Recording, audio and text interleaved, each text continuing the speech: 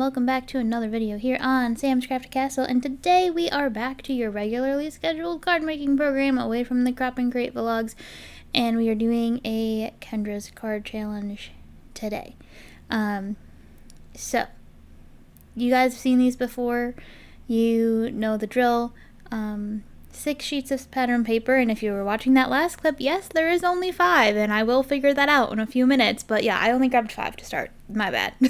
But 6 sheets of 6x6 pattern paper, and then you get lovely 15 cards out of them by following the sketches that are provided. So I'm going to read the instructions again like I normally do, but before I do that, I just want to say that I'm doing this video a little bit different than I've done the ones in the past.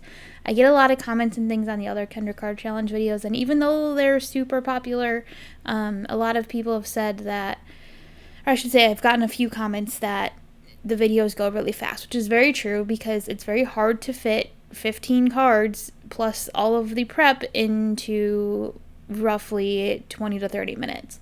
So I'm trying something different this time. Let me know what you think. So this is actually going to end up being part 1 of the video. And then part 2 will be next week. So this part of the video is going to be all of the setup, all of the cutting, all of the that kind of stuff. And then the first 2 of the 15 cards, and then that takes us to about half an hour. And then a little bit more than that, I think, actually. And then the next one will be the 13 other cards. I think I did that math right? 15 minus 2 is 13, yeah. So, we're trying it out this way this time, and let me know what you think. The cutting part still goes really fast. Like, as you can see, we're already a good couple sheets in, but the card part, then that lets me slow that part down a little bit, and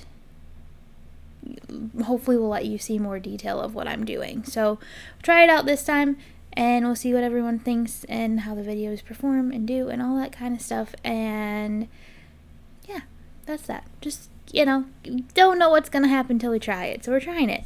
So anyway, Kendra's card challenge, like I said, 6x6 sheets of pattern paper, 15 card sketches. The link to the challenge will be in the description box below, along with the link to the supplies that are available. The pattern papers I'm using are actually all discontinued. They're from an old Gina K Designs Christmas kit called Home for the Holidays. On the off chance you have this pattern paper around, or you're able to find it somewhere on the internet, but it is no longer available for purchase. I have a pack of it that I'm working on using up, and had 4 different patterns left, and then added a Lawn Fawn 6x6, because if you guys know, when you order from Lawn Fawn, they usually stick a couple 6x6 papers in there as like a little free gift.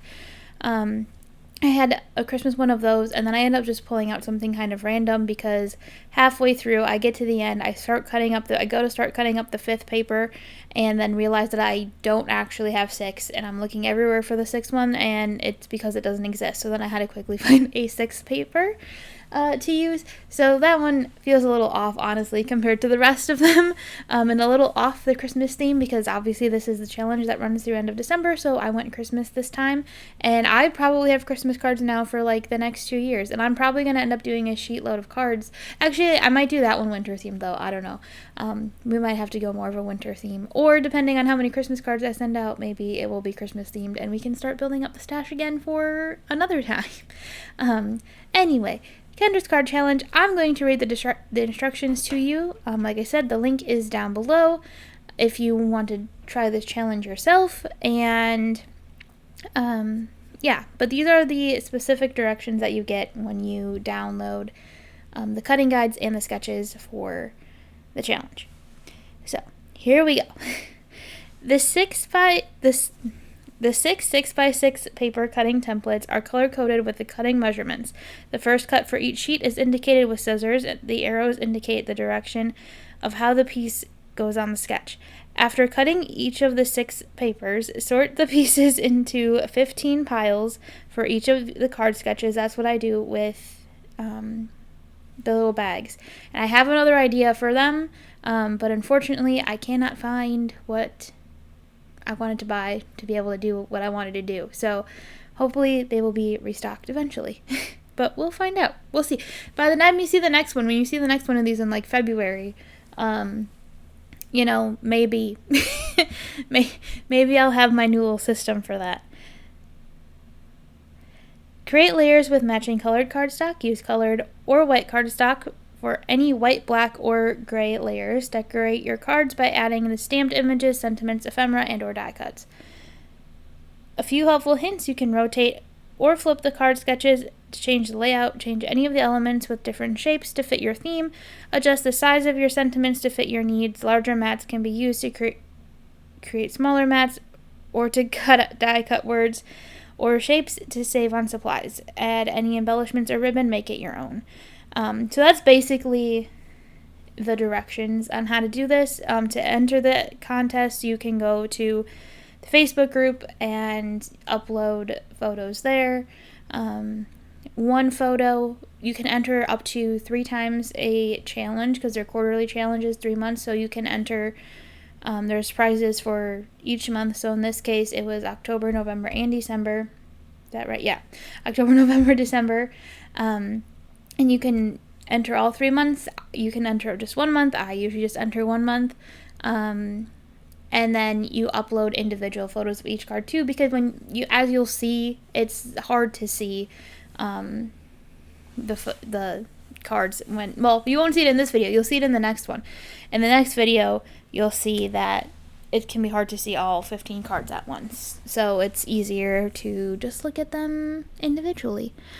So this is almost done. We're almost done cutting everything up and about to get into the actual fun card making portion of the video, which is probably what most of you are here to see.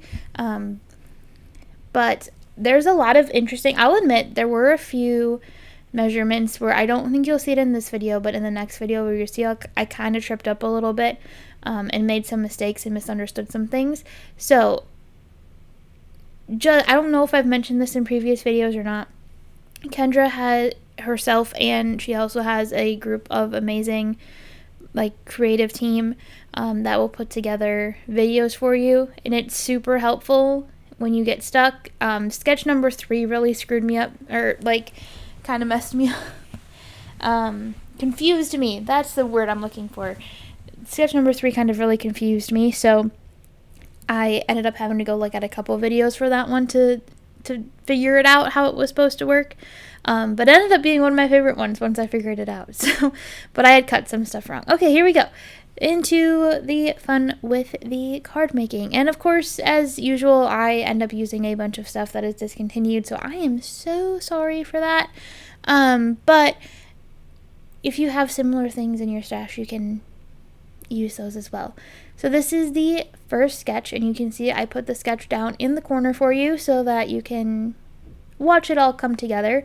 I'll admit I very rarely deviate too far from the sketches. I'm not always the most creative, I guess, when it comes to varying from them, although every once in a while I will change up a shape or something, but I'm not always the best at layouts, and that's why I like sketches so much, because it really, really, really helps. For me, at least, it does. So I am just going to, on this first card, do something for the background, and I'm pretty sure on the first one it does sort of prompt you to do, yeah, it does prompt you for an embossed, stenciled, or printed background. So I ended up deciding to heat emboss the snowflakes because I had gone through my Christmas stuff and I hadn't used this background stamp yet, and my embossing is a little rough. I should have really honestly used my Misty to stamp the background stamp, because I know I usually like to stamp all of my heat embossing type things twice, because I have better luck with that, but I think I was just lazy and didn't want to pull my Misty out this time, and I wish I would have, but that's okay, because I'm doing this on ivory cardstock, and the whole card has kind of a vintagey feel to it, so it was okay to me that it wasn't perfect, and also it's a background. I was able to cover up this one, I'm pointing at the screen that you can't see it, but there's one spot where you can see I clearly didn't get any embossing powder. There's only half a snowflake, and I was able to cover that up and cut it off, because this is obviously, I stamped the whole background because I had a 6-inch piece of cardstock that I could use, so I stamped the whole background. I thought I would end up using more of it, which is why I did that, but I actually didn't end up using any more of it. This is the only card I used it on. So yeah, I don't know. Sketch 3 is a tricky one. This one threw me off a little bit too, so I'll tell you where I got a little tripped up by this one as well in a moment when we get there. The other thing I want to talk about is this time, if you noticed when I was cutting things up, I used a paper that had a little bit more of a direction to it. I don't like using directional papers for this challenge, honestly, and I tried to push myself a little bit out of my comfort zone to use one this time, which is cool. That's fine. Good for me for trying something new, but I just don't pay enough attention when I'm cutting it to figure it out. I don't usually look at the sketches ahead of time.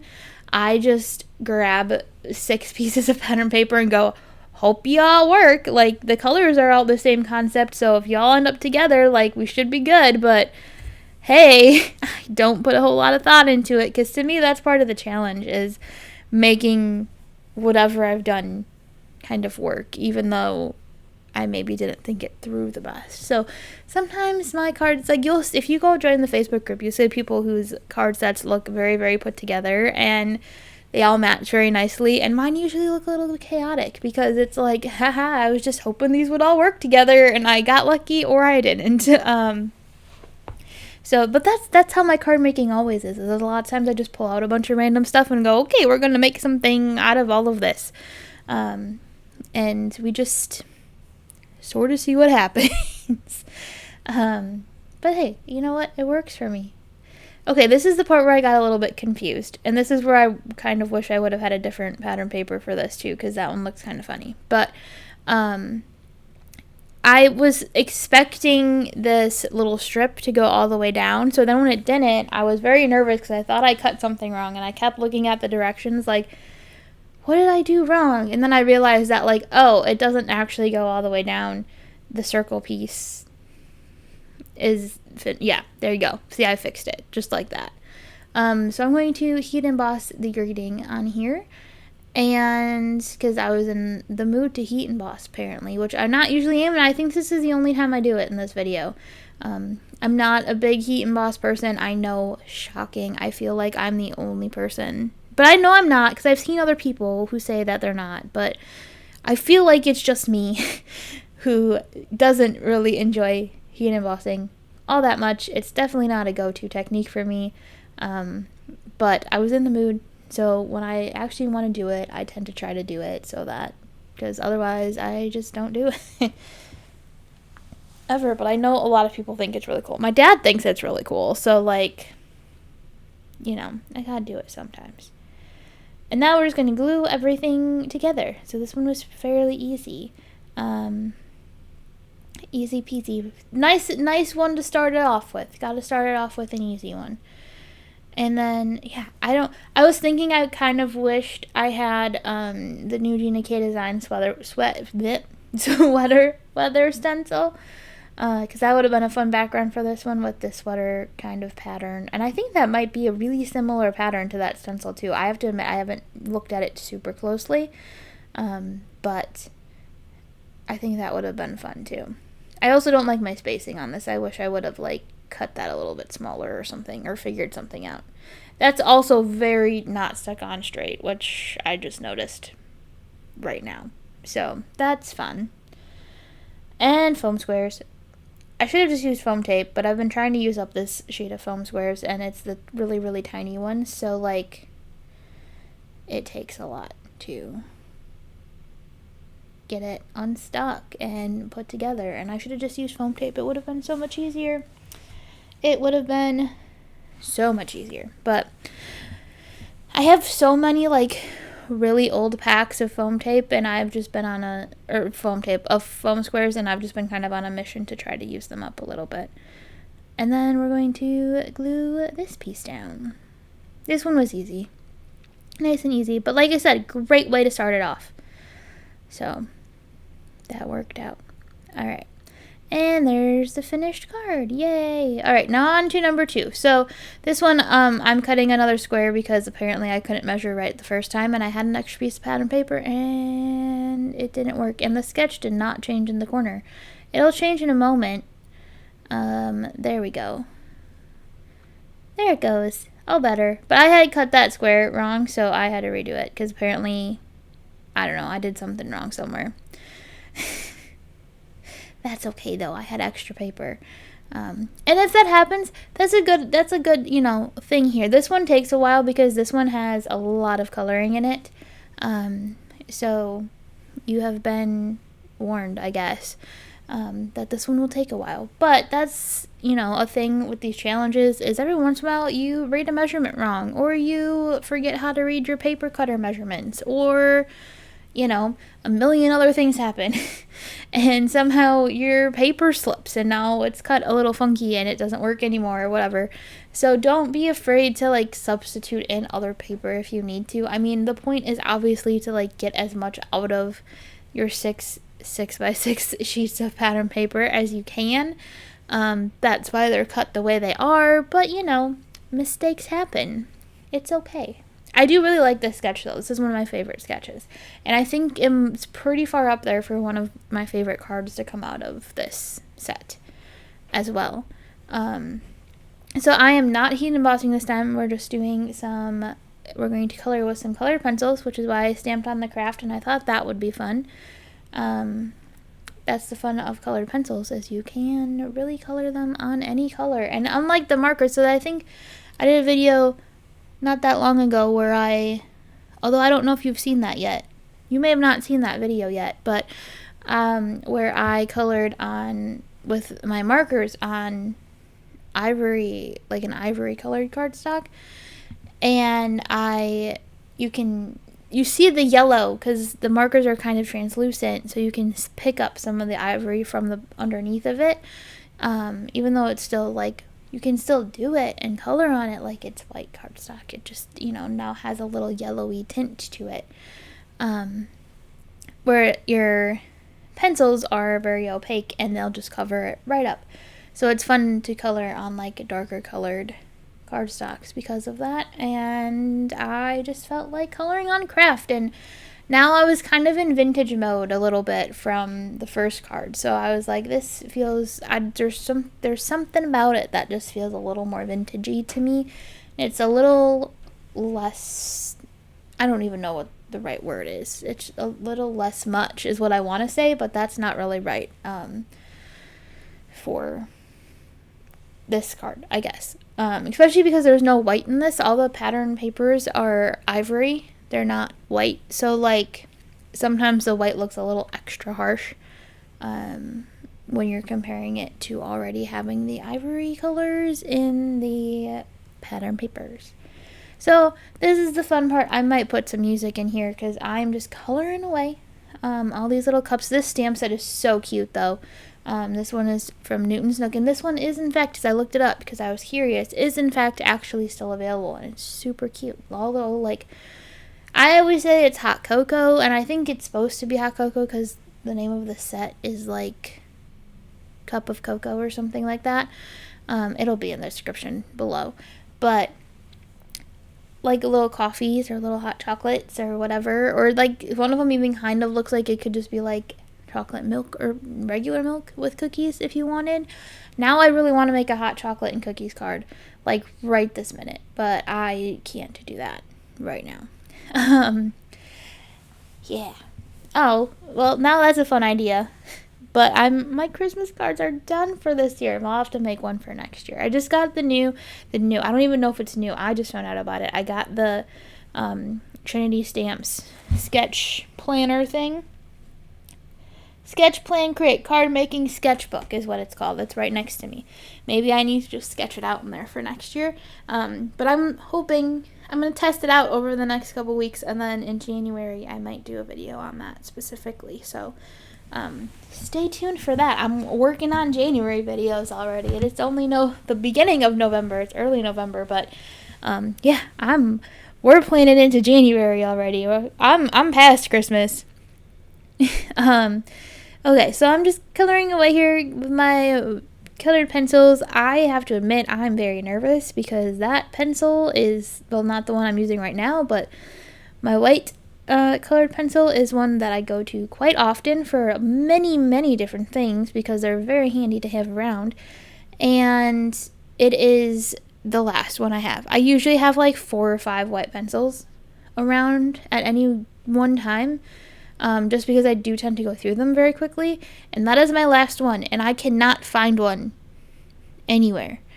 I may go to Michael's and look for one like soon, because there's a Michael's not far from me and I haven't gone there. But like, every time I place an order somewhere that I think might have them, I try to look for one, and they're almost always out. So I do have to get a couple Copic refills, so maybe I'll get those from Blick, because Blick should have them, and I haven't actually looked there yet because I haven't had to order anything from them. But there's also a Michael's near me, so I might have to go around to Michael's and check it out. But see, my thing is, my Michael's is very dangerous because my Michael's is right next to a Target. So it usually ends up that if I go to Michael's, then I'm like, oh, well, Target's right here, so I should go to Target. And then we all know what happens at Target. And the way that Target plays with your brain, and somehow you always end up buying a lot of things. And then, but it also works the other way. Like, if I have to go to Target for something, then I go to Target, and then I'm like, oh, look, Michael's is right here. And now I should go to Michael's, and then I end up with the same problem. So, like, it's always kind of a dangerous thing to make that decision for me, because they're right next to each other, and then I feel like I need to do both things. So sometimes I ask my dad to go with me. Like, if I have to go to Target, I'll be like, hey, Dad, do you want to come go to Target with me? And he will, like, drive to my house to go to Target with me, and the only reason I do that is because I know if I go with him, I won't go to Michael's unnecessarily. I mean, he'd be fine if I said, like, oh, well, like, let's go to both. But I just know that if I go to Target with my dad, I won't go to Michael's as well. But I'm planning this trip, and I'm like, but Michael's and Target are right next to each other, and that could be a problem. So, someone was thinking when they did that, though, because then when you go to one, you're just like, well, I need to go to the other one now, too, because it's literally right next door. They're in a little strip mall, and they're right next door to each other. So, yeah, I have to be careful with that one. I'm lucky enough to live near a lot of craft stores, though. I have a little independent place not far from me. I have Michael's really close. I have Hobby Lobby and Joann's really close as well, too. I like the Michael's better, so that tends to be where I go. Maybe it is just, there is Target is right there too, so maybe it's just a matter of convenience. Of a lot of times I just end up there when I go to Target, but it's nice to have options and have, I can get what I need fairly easily, which is very, very nice. Nice and convenient. I know not everyone is that lucky, although, to be honest, I still do most of my shopping online, but it's just like when I run out of tape runners, the Gina K tape runners are my favorite tape runners, but I do tend to go through them pretty quickly, and I'm not always the best about ordering them as often and as frequently as I should. So I run out relatively often. So I always keep one of the Tombow Dot. There's a squirrel outside my window. I got distracted. And I always have one of the Tombow ones around, and those I can get at Joann's and Hobby Lobby and Michael's, and it's really easy for me to run out and get them if I need to, which is very, very, very nice, because, like I said, sometimes I lose track. I've been better. It's been a while since I've entirely run out of dot runners, but it does happen from time to time. So, yeah. What else do I have to talk about? I've kind of hinted out that I'm working on January stuff. December videos are all filmed at this point. They just all need to be edited. So, actually, that's a lie. November is all filmed. I have to start filming December, but I need to edit November first. So, once they're all edited and ready to go, we'll, start working on December videos. December will still be a mix of Christmas and maybe transition into winter towards the end of the month. I have a blooper video I'm working on, just a short little video for the end of the year. So, yeah, that's that. January. I'm planning on doing a organization videos of some kind, which I usually do like to do in January. So, always open to ideas. Send me a message on Insta. Drop a comment down below. If you want to see how I organize anything specifically. Won't be a craft room tour this year. Not much has changed since my tour last year when I moved. It's been a year in my house, which is really exciting. That's next week. Well, actually, it would have been earlier this week from when you're watching this video. But from when I'm filming it, it's next week. And then, so that's exciting. But that being said, I haven't changed much since I really moved in. I've moved some stuff around on my desk and where things are, but nothing major enough to necessarily warrant a whole new craft room tour for this year. But I have a few ideas of videos that I want to do. I want to do some of I know it'll be post Christmas, but I want to do kind of my card making basics and then my slightly expanded card making basics. And then I want to do a video. Yeah, so I mean, I've got most of the videos for January kind of already sketched out, but I also want to hear from you guys and see what you want to know. And if there's anything specific you want to see. I know last year we talked about dies, do you want to see ink or stamps or something this year? I kind of suggest don't ask about my stamps though, because they're kind of a hot mess, but at the same time, if you do, maybe I will unhot messify them so that I can show them to you. Okay, moving on. We have finished the coloring of the card. That is the one thing with colored pencils, they take much longer than markers. So, keep that in mind. And obviously we're going with the craft. I have to get, next time I do one of these challenges, will I remember in 2 months when I do the next one? Who knows? But next time I do one, I really, really, really want to get in the habit of pushing myself more to use more of my dies to add the creative edges and things to the background panels, because I tend to just cut them based on what the directions say and what the sketch says, and I would like to push myself away from that a little bit and start using, because I was just thinking this one looked really cute with a stitched edge, but I just didn't use the die cut for that, so oh well. But hopefully, I think I say that every time, so you guys are probably sick of hearing it, but more foam squares to pop up the little Cocos, and then that greeting is off of the same stamp set, which you saw me stamp earlier. This time I was smart enough to bust out my pick and stick tool, though, and use that to help me get all of the little backings off of the paper. So we're almost done with this video, and then next week we'll go into the other 13 cards that I did for this. Let me know what you think. The other option is that I've been thinking of doing is not showing you the beginning. So if you don't like this 2-part thing, that's cool, because the other option I have is to just not do the cutting up part at the beginning, which, you know what, I'm not gonna lie, kind of wishing I had done. So maybe this next time, when I do this again in February, we will do it that way. Who knows? But let me know what you think about this format for sure down in the comments below. So more foam squares to pop. I did not think I popped up the greeting on this one. That surprises me a little bit. I did not think I did that. Huh. Interesting.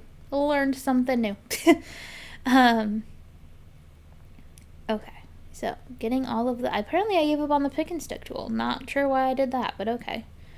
I know I was doing some cards with my cousins who are not as experienced as I am. And they were using foam squares, and she couldn't... I felt so bad because she was having so much trouble getting the backing off. So then I took it from her, and I got them off really quick, and I was just like, well, I just have more practice than you, that's all. So, but that's it. I should leave now because the video is over. So thank you so much for watching. Don't forget to like, subscribe, and comment down below, and I will see you again soon, and have a crafty day.